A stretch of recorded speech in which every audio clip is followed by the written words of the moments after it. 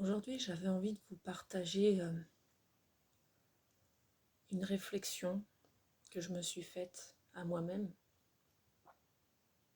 sur comment nourrir des croyances aidantes. Parce que quand on traverse ce que je traverse, on peut des fois avoir des pensées qui n'aident pas. Il y a quelques mois de ça, par exemple,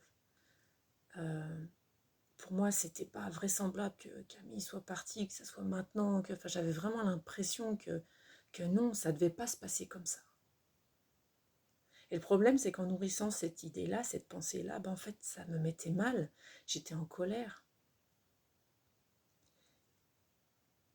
Et vu que je voyais que cette pensée-là, cette croyance-là ne m'aidait pas du tout, je me suis dit, bon, c'est finalement pas très important, la vérité. L'important, c'est de savoir quelle croyance j'ai envie de nourrir parce que quelle croyance peut m'aider. Et alors, j'ai commencé à nourrir la croyance que c'est finalement elle qui avait choisi son destin.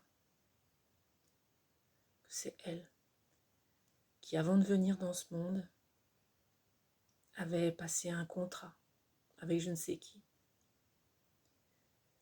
Et qu'elle savait, qu'elle ne s'en souvenait pas consciemment, mais qu'elle savait qu'elle allait partir aussi jeune. Je ne vous dis pas que c'est la réalité. Je ne vous demande pas de croire à ce que je crois. Tout ce que je peux dire, c'est que avoir cette croyance m'aide à avancer. C'est douloureux quand même, il ne faut pas se mentir.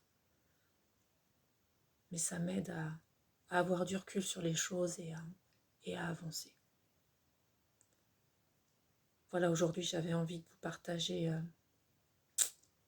ma petite réflexion sur le fait qu'il est important, il me semble, de savoir quelles croyances on nourrit, quelles croyances on a envie de nourrir. Et moi, aujourd'hui, j'ai envie de nourrir une croyance aidante pour moi-même. Voilà, les amis. Prenez soin de vous.